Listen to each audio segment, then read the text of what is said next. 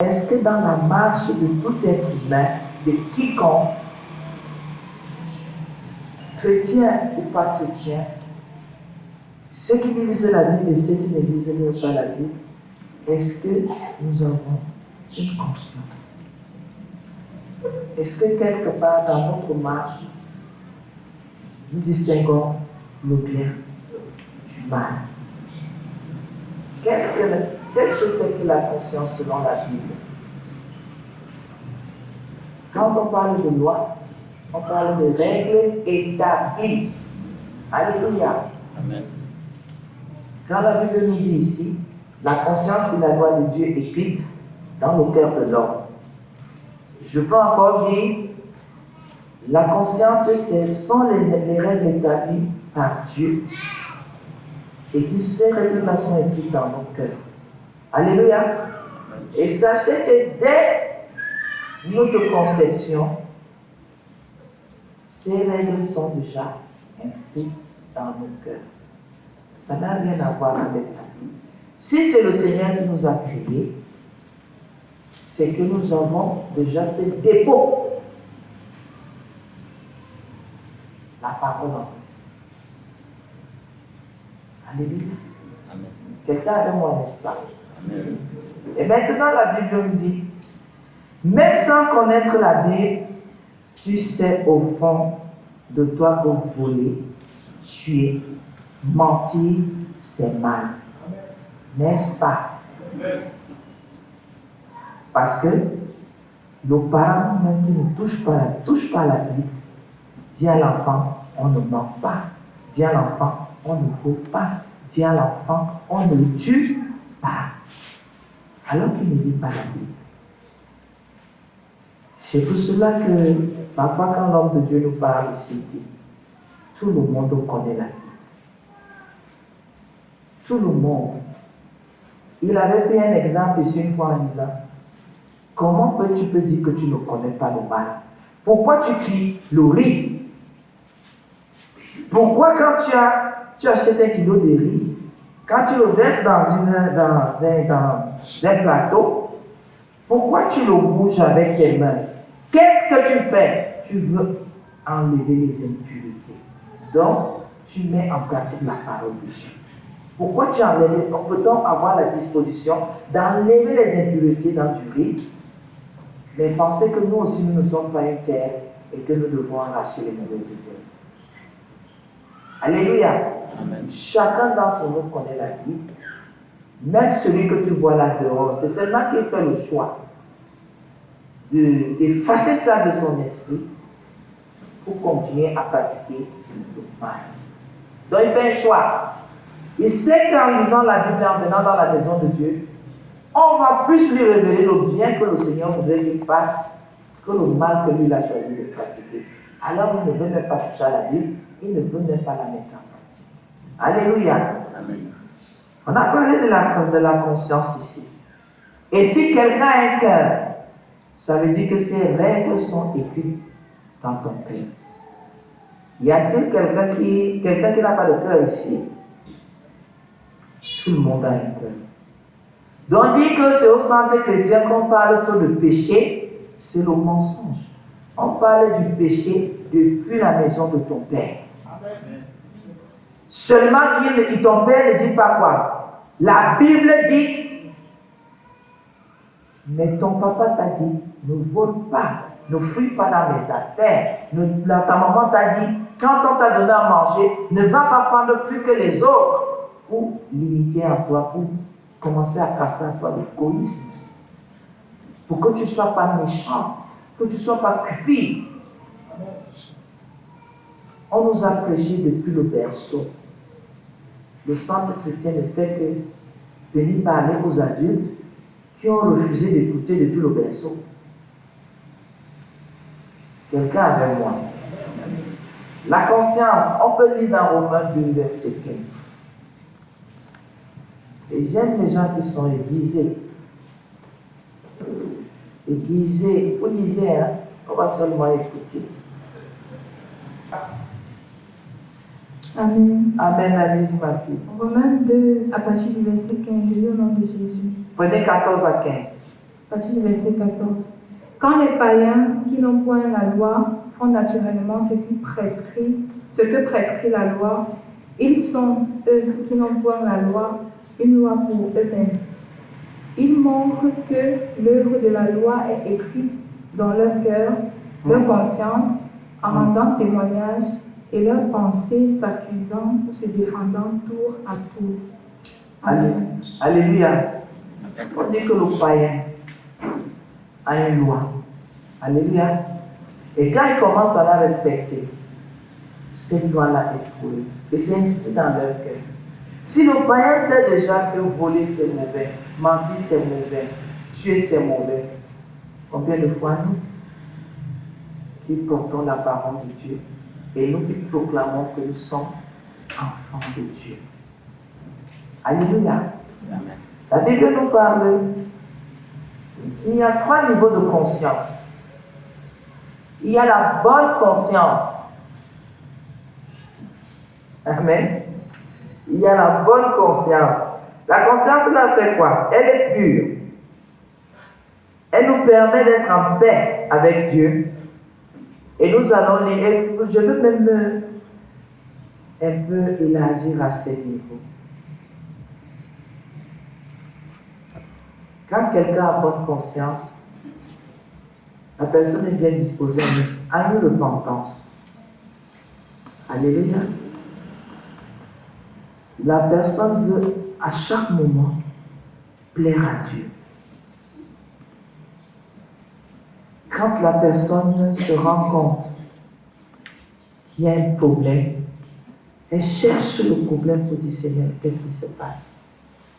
Pourquoi je ne me sens pas? Notre communion n'est plus parfaite. Et dans la disposition de cette personne, c'est que le Seigneur ne faillit pas. Ça veut dire que s'il y a un problème, c'est moi. Alléluia. Seigneur, qu'est-ce qui ne va pas? Je ne suis plus en paix. J'ai déjà les mauvaises pensées. J'ai déjà des dispositions je suis sûr que ne sont pas agréables. La bonne conscience, et tu dois être en paix avec le Seigneur.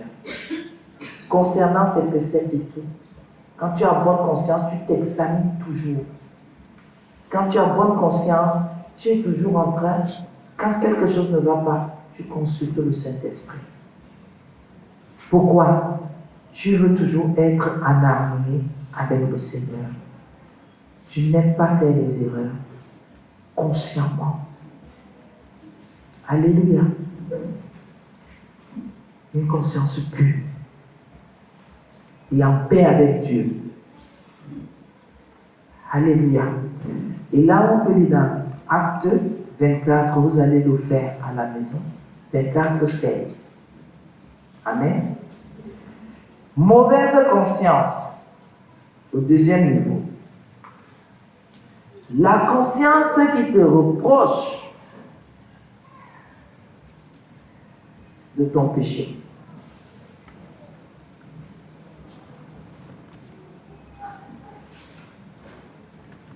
Comme la Bible dit, si ton cœur te condamne, lui qui est plus grand que ton cœur te condamnera aussi automatiquement.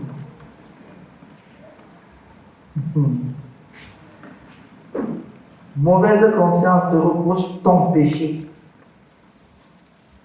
Tu restes comme ça.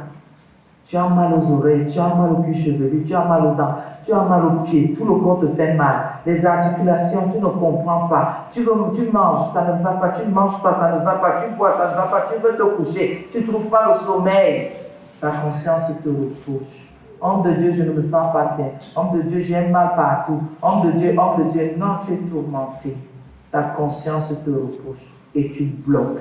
Elle va te reprocher jusqu'au dernier jour. Et si déjà elle te reproche, le Seigneur qui est plus grand que ta conscience va aussi, te reproche aussi. Tu ne peux pas échapper. Vous savez pourquoi ils se placent? Ils sont nombreux. Ils sont nombreux à se placer. Non. Alors que ma conscience est en train de me faire des reproches, je regarde aux autres. Les autres n'ont rien à voir. avec ce qui se passe en moi. De rien. Le tourment que tu as là, ce n'est pas tout le monde qui le vit avec toi. Et sache que dans ce tourment, c'est l'ennemi qui a déjà pris contrôle. La main du Seigneur n'est plus là. La seule chose que ce tourment veut susciter en toi, c'est une tristesse pour que tu parviennes à la repentance. Ce n'est pas prier. Non. Détrompez-vous. Ce n'est pas prier. Ce n'est pas prendre un jeûne. Ce n'est pas dormir par terre. Ce sont des conneries. Ça, ce sont les méthodes de l'homme pour toucher le cœur de Dieu. Quand tu es déjà tourmenté, trouve la source et repens-toi. Réconcilie-toi avec le Seigneur. Tu auras la paix. Ne parle pas en langue. Ça ne sert à rien. Ce n'est pas la multitude de gens chez qui tu iras te plaindre. Ça ne sert à rien. Ce n'est pas en rencontrant les pasteurs. Ça ne sert à rien. Mais le pasteur va même te dire tourment. Attends, on va prier. Sa prière ne sert de rien. C'est ta repentance qui est ta guérison. Puisque c'est ta conscience qui est en mal. C'est ta conscience qui est en train de te dire, voilà ce que tu as fait. Voilà ce que tu es. Voilà ce que tu fais. Ce n'est pas quelqu'un d'autre qui est mieux placé que ta conscience pour te dire qui tu es. Alléluia. Amen. Qui? Aucun prophète ne peut parler. Le prophète est externe. Il est externe à ta personne. Ta conscience, c'est la partie de toi qui connaît Dieu. Qui te dit, ça, ce n'est pas bon. C'est la partie de Dieu qui est en toi que tu veux étouffer avec les ténèbres. La partie de lumière là dit, tu ne m'étouffes pas. Moi, je veux continuer à te parler de ton Créateur. Te révéler ce que le Créateur veut de toi. Celui qui t'a fait vivre, celui qui t'a suscité.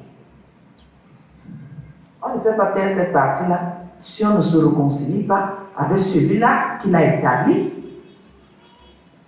Jamais on mange, on boit, on se globe, ça ne sert à rien. Dès que ça finit, tu vas seulement retomber. Tu vas seulement rentrer. C'est pour cela, quand on dit sanctification, repentance, machin, ce n'est pas parce que tu es habitué à un lieu que tu plais à Dieu. Il y a des gens qui sont assis là, qui sont tourmentés. Ils ne sont pas tourmentés parce que notre enseignement, c'est votre conscience qui est en train de vous reprocher. Et elle ne te reproche pas de deux choses, elle de ton péché. Ton péché. C'est pour cela que quand quelqu'un est hypocrite, moi, je ne me mêle pas de ça. Je ne me mêle pas de ça. Pourquoi? Quand quelqu'un est hypocrite, il est conscient. Si tu viens parler, donc dans son hypocrisie-là, si tu viens parler, tu viens de provoquer sa méchanceté dans son hypocrisie. La personne va t'en vouloir, elle va te faire des problèmes. Ce n'est pas la haine. Et la Bible dit que dans ma mauvaise conscience, vous pouvez lire ça dans Hébreux 10, 22. Et là, c'est encore bon, hein? Parce que quand ta conscience ne peut pas encore te reprocher, c'est que tu as fléchi le genou et tu résistais même un peu. Il y a l'autre conscience qui est souillée une fois que toi tu as dit, waouh, tu t'es versé. La conscience souillée, à force de faire le mal, elle ne parle plus. Alléluia. Ceux qui sont face au mal, qui pratiquent, qui sont en train de malaxer et qui disent, c'est vous qui interprétez mal, c'est vous qui ne comprenez pas, c'est vous. Moi, dans ma conscience, tu es dans le mal, tu dis que tu as quelle conscience? Moi, je ne me repose de rien. La conscience est souillée. Tellement tu te justifies dans ce que tu as fait. Tu as érigé toi-même des murs et tu es prisonnier. Prisonnière dans le mal. Quand est-ce que le mal deviendra le bien? quand est-ce que le mal deviendra lumière au lieu de rester ténèbres. Prends même la marque, prends même le projecteur, tu mets dans le mal restera le mal. La lumière là, ne pourra pas le transpercer ce mal, ni le dissiper. On ne se justifie pas. Ta conscience ne parle plus. Parce que le mal et toi, vous formez déjà un. Il n'y a plus de différence. Donc, quand on dénonce le mal, tu dis quoi? Pourquoi vous me jugez? Alors qu'on parle du mal, tu dis pourquoi vous me jugez? Mais on parle du mal. Ce n'est pas de toi qu'on parle. Tu as une pratique qui n'honore pas Dieu. Ce n'est pas de toi qu'on parle, c'est du mal que tu pratiques. Vous jugez tous les gens dans cette église. Tais-toi, c'est pas toi du mal. Laisse les mots là. Le français n'est même venu pour embrouiller les gens. Le mal c'est toi, non. Si le mal c'est toi, alors on parle de toi. Mais si le mal, c'est une pratique, c'est un exercice, et tu peux t'en séparer, c'est pas toi. Alléluia. Il faut te séparer. Arrêtez de menacer les gens, arrêtez de dire des choses à tort, à travers, arrêtez parce que nous ne sommes pas au niveau du jugement, parce que ce n'est pas ça le problème. Quand on te dit arrête d'avoir de mauvaises pensées. Et quand les gens me provoquent, donc tu trouves que c'est parce que les gens te provoquent que tu dois rester dans les ténèbres, tu dois rester dans le mal, tu dois maudire les gens, tu dois avoir des pensées mauvaises. L'autre est libre de faire son choix, de marcher dans le mal. Donc si tu es libre de ne pas marcher comme l'autre, de décider de rester dans le bien, sous la lumière. Chacun a un choix à faire. Non, il faut que je montre aussi comment ça fait mal. Ça veut dire que le mal que tu reproches à l'autre, il y a un dépôt de sang en toi. Ne fais pas comme si c'est l'autre qui est venu susciter. Tu n'es pas sous influence. Tu as le dépôt, tu attendais seulement qu'on te provoque pour que tu pratiques. Alléluia. La conscience souillée, à force de faire le mal, elle ne parle plus ta conscience. Non, tu dois comprendre. Comment vous pouvez dire aux gens de comprendre le mal? Est-ce qu'il y a une compréhension à réfléchir quand les choses c'est le mal? On ne réfléchit pas là-dessus. Il faut me comprendre. Je suis faible, je suis forte, je suis ceci. On ne comprend rien dedans. Il faut se m'acquitter. Et pour cela, on lit 1 Timothée 4, verset 2. Alléluia. Amen. Nous allons nous rendre compte que Dieu a donné la conscience à tous. Amen. Tous là, nous avons conscience. Oui. Des règles établies par le Seigneur dans nos cœurs. Ces règles qu'on peut bafouer, qu'on peut piétiner, qu'on peut jeter, qu'on peut bazarder. On négocie avec. D'autres prennent parole d'évangile. Point barre. D'autres négocient. Alléluia. Les gens qui négocient avec le mal. Je pratique aujourd'hui. J'oublie de me repentir. Demain, je voudrais l'absolution. Ça ne passe pas. Dieu a donné la conscience à tous. On avait déjà lu Romains 14, 15. Il faut garder une conscience pure. On avait déjà lu dans 1 Timothée 1, 5. On a aussi lu Acte 24, verset 16. On y a encore Acte 24, verset 16 et 1 Timothée 4, 2. Et dans titre 1, on dit que la conscience peut s'abîmer.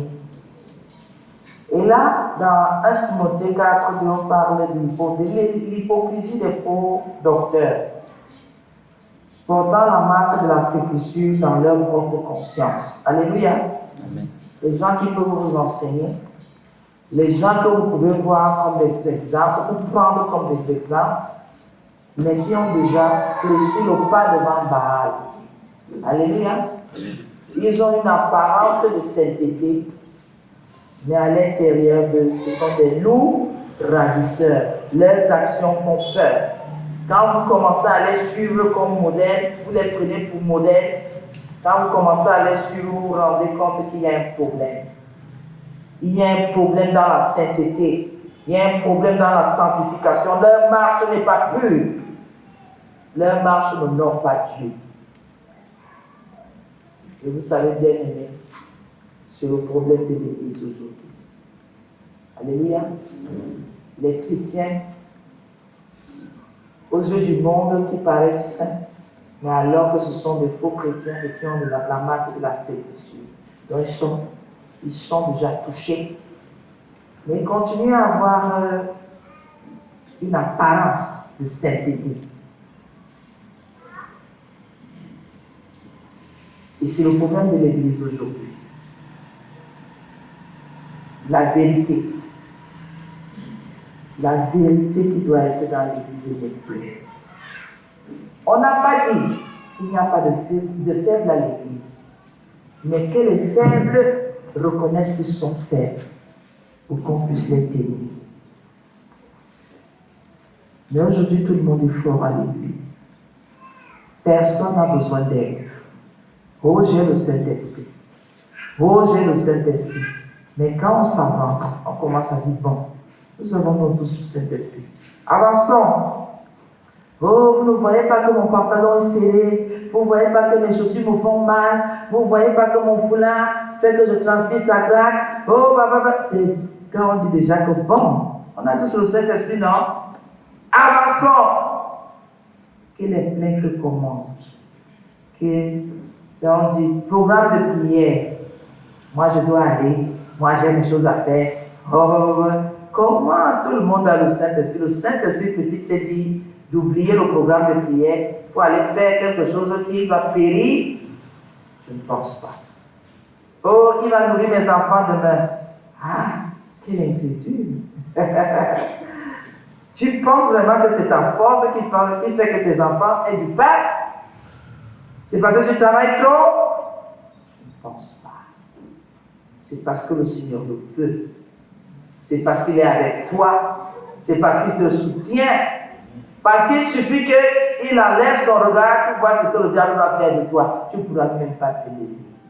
Tu ne pourras pas t'aider. Tu ne pourras rien faire. Le travail sera devant toi, tu ne pourras pas travailler. Quand ceux-là sont déjà fatigués, au lieu de le reconnaître, je suis fatigué. Quand celui-là ne peut plus, au lieu de dire, je ne peux plus, là où vous me voyez là, je n'ai pas de force, je commence à sentir un peu de faiblesse là, j'ai besoin d'aide. Vous voyez quelqu'un s'entêter, s'enorgueillir, faire les choses avec légèreté, faire les choses, et sa conscience lui parle, mais il résiste à sa conscience. Finalement, tu ne sais pas que ce que tu es devenu, ça impacte quelqu'un qui regardait à toi, qui t'aimait bien et qui croyait que tu peux être un bon modèle. Alléluia. Je veux bientôt finir. Dans Tite 1,15, il est écrit, tout est pur pour ceux qui sont purs, mais rien n'est pur pour ceux qui sont souillés et incrédules. Leur intelligence et leur conscience sont souillées. Tous les incrédules ont la conscience souillée. Tous ceux qui doutent de la puissance de Christ là, tous ceux qui croient que par leurs propres efforts, c'est de cela qu'ils parviennent à certaines choses, vous vous trompez. C'est parce que vous êtes dans le mal. C'est parce que votre foi n'est pas en Christ. Votre foi en vous-même, vous êtes le propre Dieu de votre vie. Être à l'église est une erreur.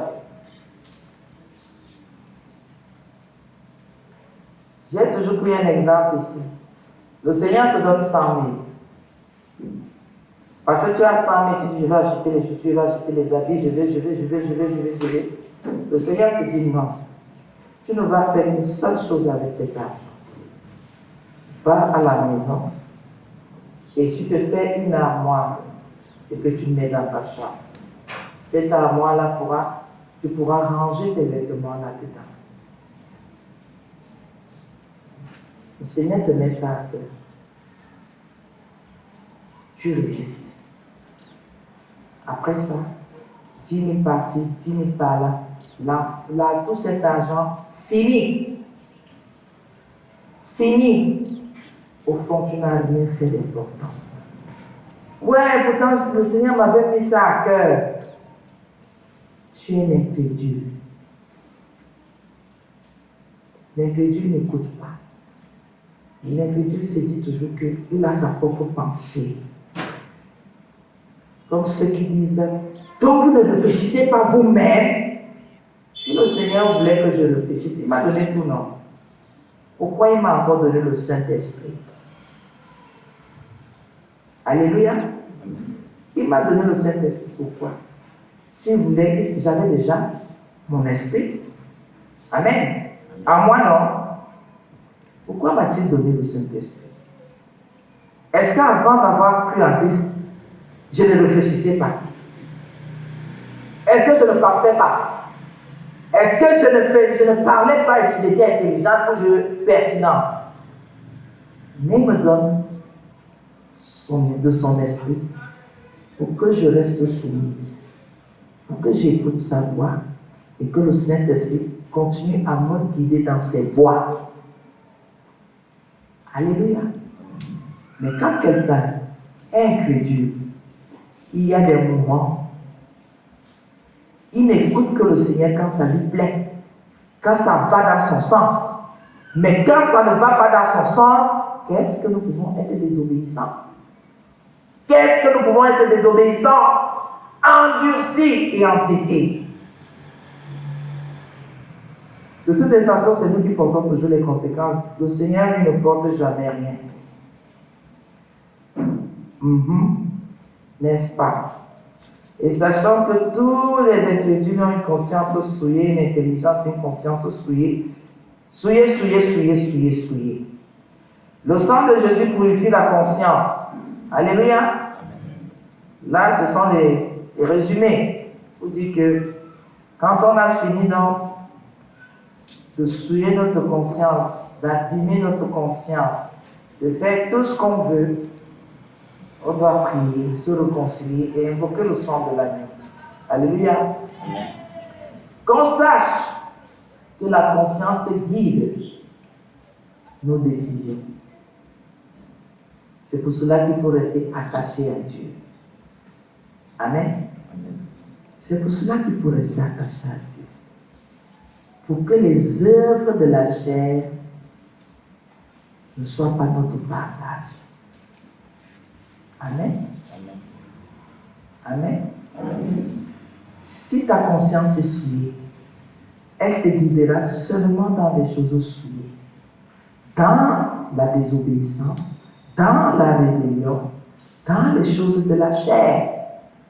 Mais quand ta conscience reste pure, tu es en harmonie avec le Seigneur. Alléluia. Et pour cela, pour la conscience qui guide les décisions, vous allez lire dans Romains 13, 5. Amen. Romains 13, 5. 1 Pierre 3, verset 16. De façon générale, quand on parle de conscience, non, c'est humain. Sachez que le Seigneur sait ce qu'il fait. Quelqu'un va comprendre que sa conscience, c'est son GPS. Qui connaît le GPS ici? Quelqu'un ne connaît pas? Oh! Je n'ai pas demandé la définition du GPS et moi je sais seulement à quoi ça sert. Je vais aller à Mokolo. Google Maps, n'est-ce pas? J'entre dans Google Maps. J'ai mes données mobiles, domicile, tu introduis, destination, tu introduis, Et ça te montre maintenant le chemin le plus court, le chemin le plus bref, le chemin le plus encombré dans quelques minutes. Et à chaque moment, il te dit, maintenant vous êtes en Bobili. Maintenant vous êtes à Bokatenambala. Maintenant vous êtes à la poste centrale. Maintenant vous êtes dans le quartier des ministères. Chez vous, ça ne parle pas? Ça parle, non? Alors, sache donc que ta conscience, c'est ton GPS. Les gens qui disaient que j'ai le sixième sens, arrêtez ça. Le sixième sens, c'est quoi? On dit qu'il y a combien de sens? Ton sixième, c'est lequel? La sorcellerie. Même le scientifique a dit que c'est. Toi, tu viens dire le sixième, tu as pris où? Tu es un extraterrestre? Ta conscience, c'est ton GPS. Il y a parfois, tu vas aller comme ça, la conscience dit que dévie-tout. Tu fais comme le robot, tu reprends comme ça. Mais non, un cœur me dit descends, un cœur me dit monte. Un cœur avait compris. Même lui, il expliquait souvent certaines choses dans ses comédies, là, très clair. Il dit qu'un cœur me dit descends, un cœur me dit monte. C'était pour dire que sa conscience lui disait que la voiture que tu prends, tu vas faire accident. Lui, il a dit que moi, il va arriver là où il va arriver. Il a fait taire quoi? Sa conscience pure. Alléluia. Parce que je vais aller quelque part, j'ai des intérêts là-bas, mes organes sont déjà allés, ils sont entamés. Ta conscience te dit, n'y va pas. Le GPS, la partie de Dieu qui est en toi, te dit non, n'y va pas. Je veux voir mes soeurs là-bas, ça va faire longtemps. Je veux voir mon père là-bas, je veux voir toute ma famille là-bas. Après, comme quand la voiture a fait, le chauffeur ne faisait que mettre les vitesses, alors qu'on lui disait que doucement. Le chauffeur ne faisait que mettre les vitesses. Après un virage, on a entendu boum. C'est là où il avait perdu sa qualité. C'est comme ça. C'est comme ça. On dit, le Seigneur, le Saint-Esprit, te dit non, n'y va pas. Non, ça fait longtemps, je me suis préparé, n'y va pas. Un cœur te dit monte, un cœur te dit descends, un cœur te dit ne pars pas, un cœur te dit pars.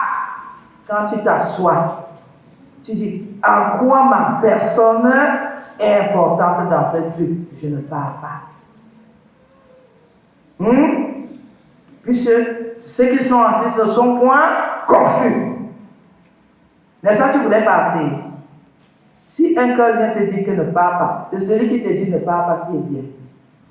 Puisque à 100%, tu étais déjà en train de partir. Et parfois, tu te lèves le matin.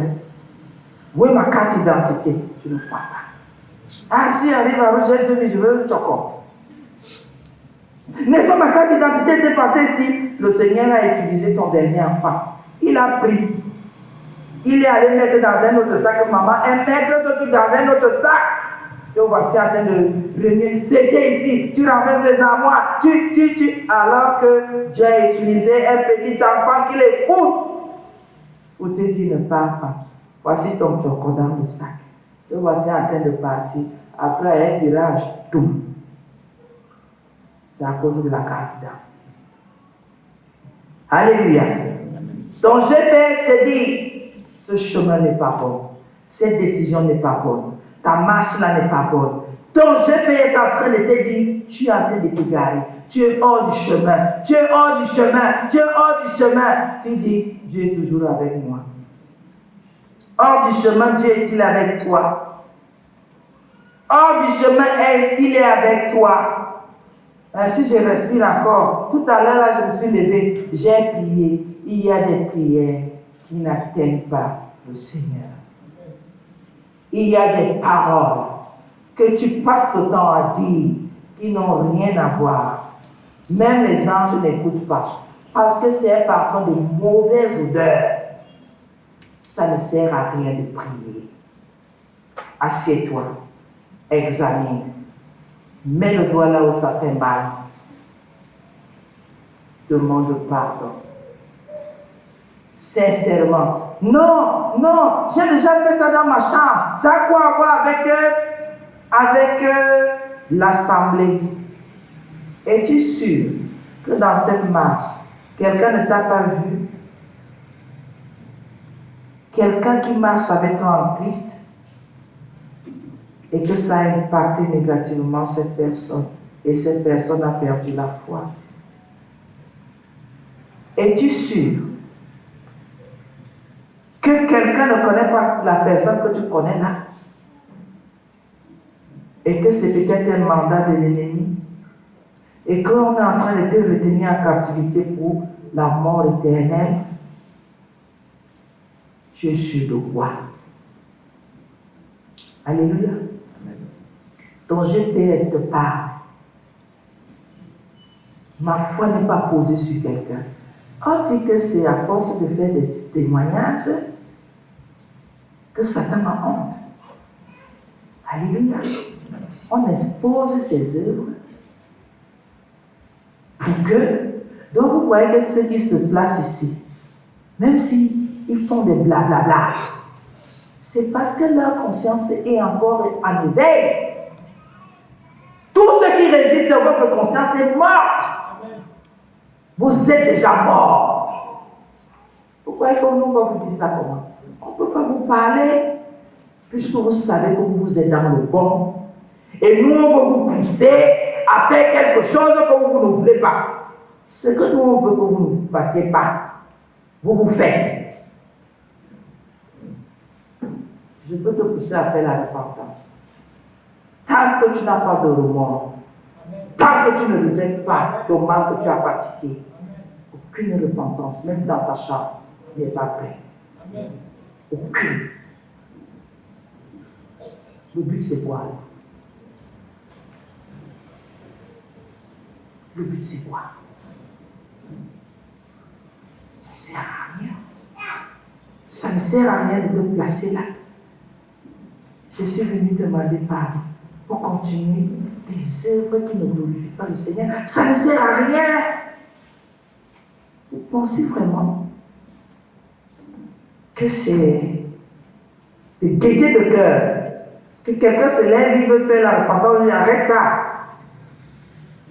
Vous pensez vraiment que c'est de gaieté de cœur qu'on peut interrompre quelqu'un parce que le Saint-Esprit dit c'est du bout des lèvres que cette personne parle. Ça ne vient pas de son cœur. Parfois, quelqu'un même qui veut se repentir, cette personne est brisée. Elle est brisée. Elle a mal d'avoir pratiqué et sa délivrance commence au moment d'être brisée, de prendre conscience du mal, de l'offense qui a été son partage envers le Seigneur. Vous pensez vraiment que si je ne suis pas brisé, c'est en venant vous parler de quoi va faire? C'est en venant faire le cinéma ici, qu'est-ce qui va se passer? Si mon cœur, vous voyez même d'abord physiquement la personne, elle est abattue. Quand quelqu'un se place et dit Alléluia, Amen.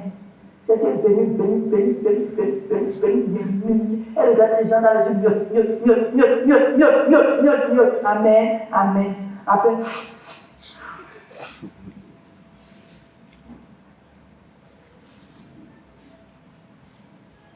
le fait d'être brisé, ta tristesse, la Bible dit quoi? Que ta tristesse t'amène à la repentance. Nous ne voyons aucune tristesse. Vous voyez la comédie. Quand on faisait, c'était petit. La comédie. Tu viens te repentir ou tu viens prier. C'est bon. Il y a des matins où je suis en paix avec moi-même. Alléluia. Ton GPS te dit, lève-toi. Va parler. Si tu écoutes ton GPS et tu le gardes branché sur la parole, ça t'évite de tomber, de cogner les murs. On n'écoute plus le GPS, le Saint-Esprit. On n'écoute plus. Ce n'est plus ma conscience en tant que personne physique C'est maintenant l'Esprit de Dieu qui est venu habiter à moi, qui me parle. Vous voyez, ils sont assis à l'église, les morts, aucune vie de prière, mais ils sont assis. Et quand on veut leur parler, et moi je suis saint, un saint qui ne prie pas, un saint qui ne communique pas avec celui qui fait de lui un saint. La sainteté va leur faire quoi? Si tu ne peux pas écouter le Saint-Esprit. Le Saint-Esprit ne peut pas te dire pêche. Le Saint-Esprit ne peut pas te dire viole. La loi du Seigneur viole les commandements. Le Saint-Esprit ne peut pas te dire sois méchant. Le Saint-Esprit ne peut pas te dire vole. Le Saint-Esprit ne peut pas te dire aie de mauvaises pensées. Le Saint-Esprit ne peut pas te dire va prendre le mari de lui, va jalouser la femme de lui, va jalouser le mari de lui, va faire ceci. Le Saint-Esprit ne peut pas te dire ça. Il dit que Saint-Esprit est lumière. Il ne parle pas dans les ténèbres. Le Saint-Esprit ne peut pas te dire détruis. Sois cupide. Le Saint-Esprit ne peut pas te dire ça. Convoite. Le Saint-Esprit ne peut pas te dire ça. Déteste. Le Saint-Esprit ne peut pas te dire ça. Il te garde dans la bonne pensée. Parce qu'il sait que c'est dans la bonne pensée que le Seigneur va se glorifier. Alléluia. Amen. Que le Seigneur nous bénisse. Amen. Et qu'il nous fortifie.